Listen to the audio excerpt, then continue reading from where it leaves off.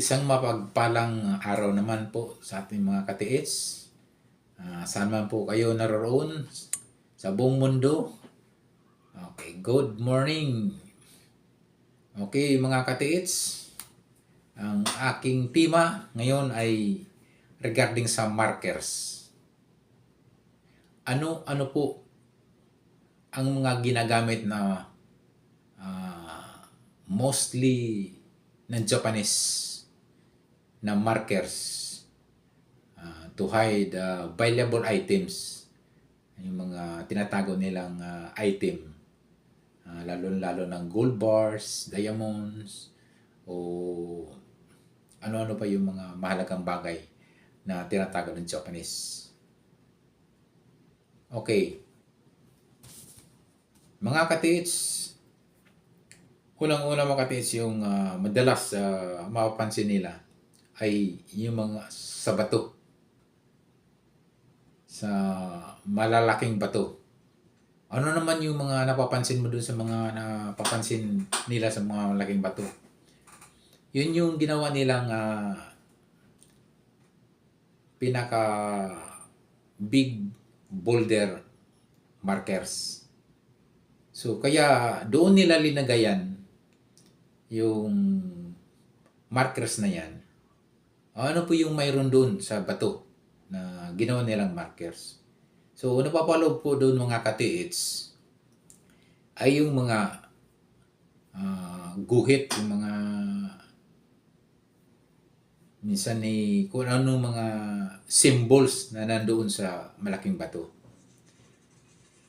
Yun yung mga tinatawag nila na BBS, yung Big Boulder Signs, na talagang yung mga malalaking bato yan na talagang hindi sisira, hindi nawawala yan. How many years? Ganyan ang ginawa nila ng markers. Pinakaunang-unang markers. Okay. Napapansin niyo mga katiits na yung mga inuukit nila, sinisel-sel nila, ginagamitan pa ng mga hard materials para lang may iukit yung mga markers, yung mga sign doon sa malaking bato, mga big rock. Andyan yung mga, makikita mo yung mga symbols, yung mga nakaukit na heart. So, nandyan po yung mga iba't ibang letter. Minsan, may mga symbols na snake. So, minsan, may symbol na arrow. Minsan, mga guhit, So, nandyan makikita nyo mostly sa malalaking bato, mga big rock. Kaya tinatawag nila na BBM. Binatawag nila na Big Boulder Markers. O mayroon pa silang tawag doon ay BBS. Big Boulder Signs. Yun yung unang madalas ginamit ng mga Japanese. Okay. Pangalawa, ano ba yung mga pangalawa? Yung pangalawa ay mga puno. Madalas ginagamit ng mga Japanese yung mga punong kahoy. So, paano malaman na yan ay isa sa ginamit na markers ng mga Japanese noon? Lalo-lalo na mga 100 years na nakalipas. Okay, ano-ano po yung mga puno na ginagamit ng mga Japanese? Okay, yung una, yung punong ginagamit ng mga Japanese as markers ay yung mga baliti. Kung may napapansin kayong baliti sa inyong lugar na halos mahigit 1 taon daang yung kanyang edad, na makikita nyo na halos ilang mga 5 kataon ng yayakap, hindi pa rin mayakap yung puno na sobrang laki. So, yung mga tinatawag din na old century tree. So, yung baliti na puno, isa yan sa ginagamit na markers ng Japanese. Acacia. May mga kita kayong akasya na sobrang tanda na. Napakalaking akasya. Minsan yung puno na lang, wala na talaga yung mga sanga. So, isa yan sa markers yan na ginamit ng Japanese. Mulabi. Mulabi tree. Kung meron kayong napansin ng mulabi tree sa inyo, mga ka-TH, sa lugar nyo, isa yan din sa ginagamit ng mga Japanese as markers. Mangga. May mga mangga kayo dyan, ng mga old dress mangga na 100 taon na, 80 years, 90 years, 100 years. So, pagit 1 taon na, yan. Isa yan sa ginamit din ng markers ng Japanese. Yung tuog. Yung pulang, pansin nyo mga katis, yung tuog, isang napakatuwid na kahoy yan. Pulang balat yan, pula. Parang medyo pula-pula ang balat. Isa yan sa ginagamit ng markers ng Japanese. Ano-ano pa? Coconut. Nyug, coconut tree, mga ka-TH. Isa yan sa mga markers din na ginagamit upang pangtanda ng kanilang mga tinatagong kayamanan. Ano-ano pa? Yung sampalok tree. Makikita kayo mga old sampalok dyan na may higit 100 taon na, 90 years. Yan, posibleng ginagamit yan ng markers sa hapon. So ano-ano po yung mga makikita na markers as marker ng hapon? Ito'y makikita nyo sa puno. Minsan gumagamit sila ng square nails. Yung, di ba, yung ating ngayon, yung pako ay bilog. Yung sa kanila noon, square. Kaya nga square nails eh. Medyo kwadrado yung kanilang katawan ng at malalaki. Doon nila linalagay sa mga puno.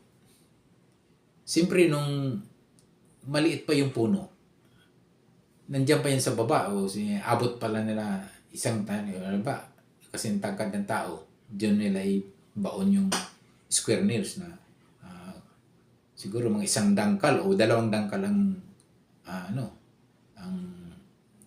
ang haba. Pagdating ng panahon, paghaba ng panahon yan, siyempre, iakit yung sasama yung pag-akit. Minsan yan, lagpas tao na yung minsan hanggat pangatlong tao na, pangalawang tao ng taas, yung pako nun.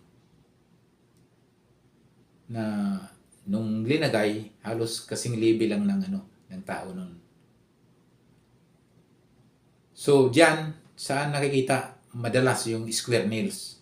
Yun nga, sa mga kahoy, nyug, yan, madalas may nakita ng square nails yan sa nyug. Okay. So, ito yung mga markers na mga punong kahoy na madalas ginagamit ng markers ng mga Japanese. So, yung pangatlo ay yung history camp. Yung mga kampo ng mga Japanese. So, nandyan yung minsan nakakita kayo ng mga old flagpole, mga mga recreation area nila. So, yung may mga history ng camp ng Japanese noon. So, dyan posible na may mga nakatago din treasure dyan as markers nila. So mga ka-TH, yung ating pinag-usapan ngayon, yung tema, anong ginamit ng mga markers madalas ng Japanese. So yun na nga, yung una, yung puno.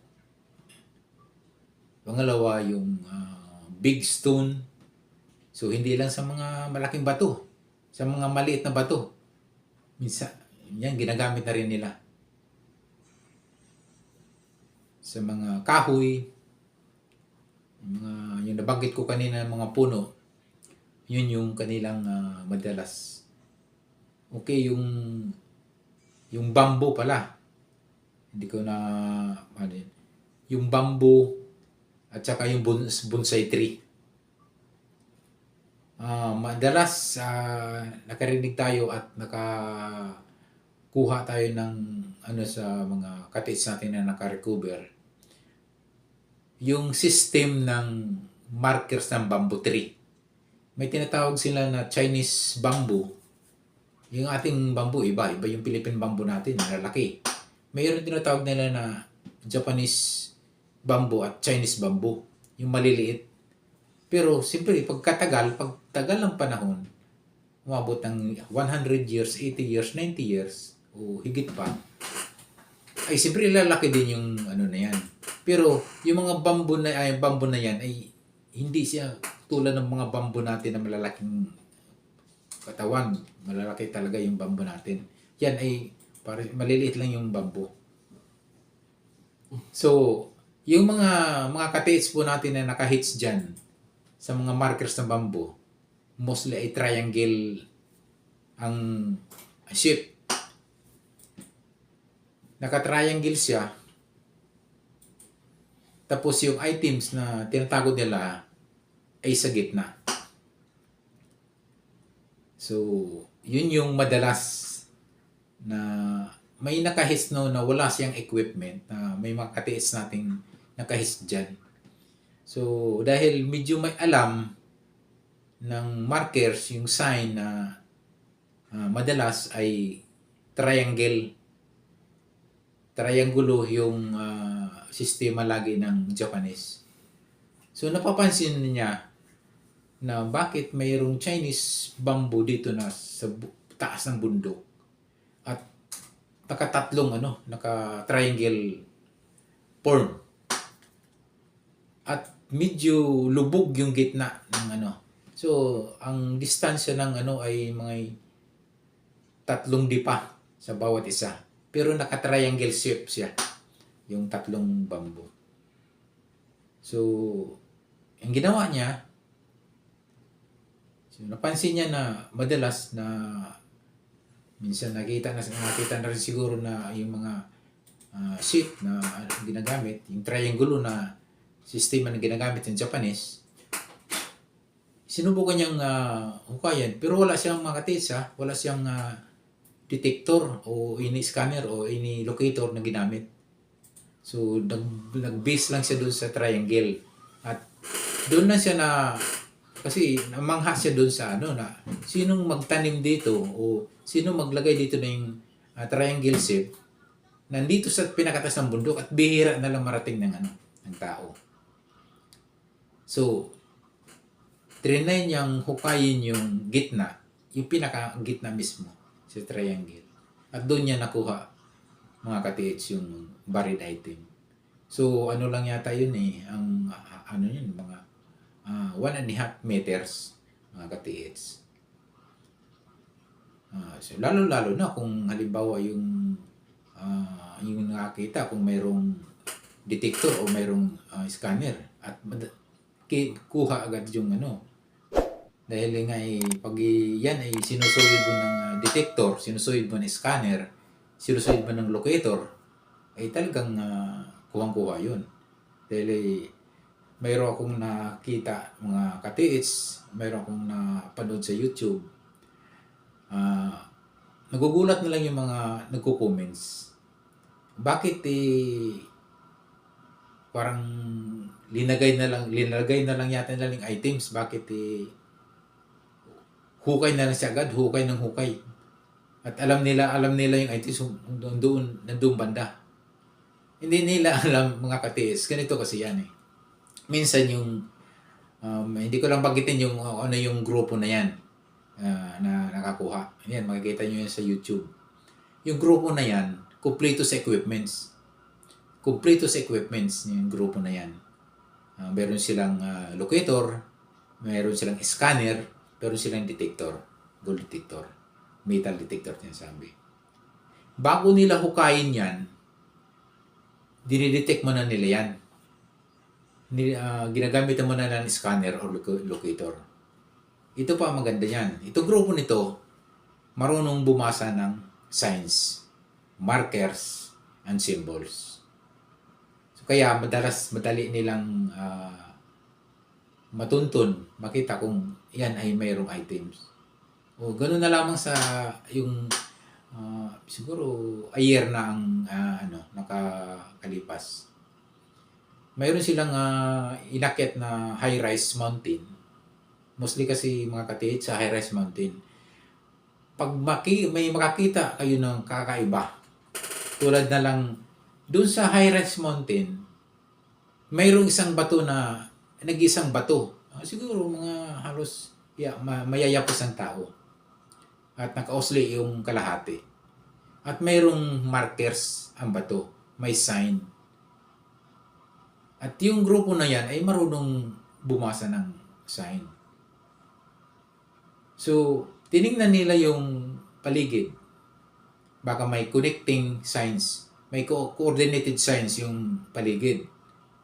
So, ang ginagawa ng grupo na yun, walang napansin na connecting sign kasi puro ang gilid nun. Puro mga kakahuyan na. Nag-iisang bato lang na nandoon na naka-osli at mayroong marking sign yung bato. So, ang ginawa nila doon, detector, locator. Ang bilis nila na nalukit. Dahil yung lalim na hinukay nila ay wala pang 1 meter, 1 meter. Doon nila nakuha ang talagang halos giba-giba na yung steel na ginagamit at linalagyan ng mga gold bar na hindi naman gaano kalalakihan. Medyo siguro may mga 1/4 ang bigat ng mga gold bar. May maliliit pa. Minsan yung kalahating kilo, kalahating mga gold bar doon bahalo. Tapos may mga iba-ibang halo pa yung nakita doon sa steel bar na bulok na bakal na maliit na kahon na bakal made of iron, doon nila nahukay. So makikita mo talaga yung hindi yung size, kasi sa comments, yan, planted yan. Kasi yung pag-start paghukay at yung talaga yung bakal, ng kahon ng bakal, wala na, gutay-gutay na. Nalaglag na nga yung nung inangat. Nalaglag na yung ibang laman doon sa hukay. Kasi nga, bulok na yung ilalim ng kahon na bakal made of iron.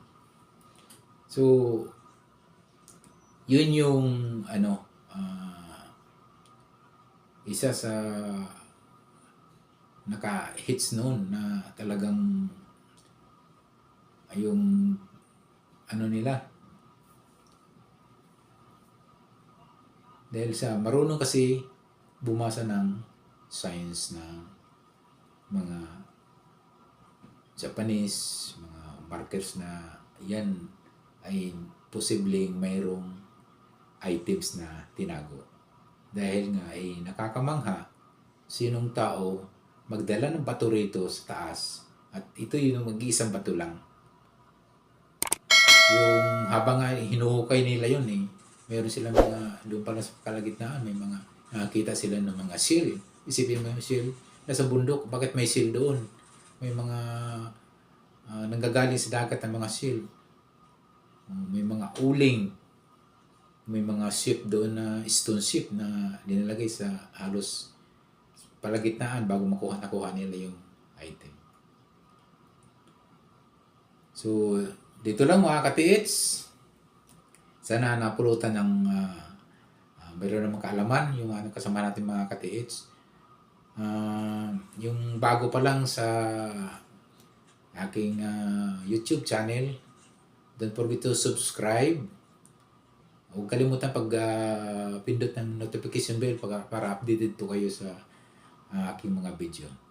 Muli, maraming salamat. God bless as always.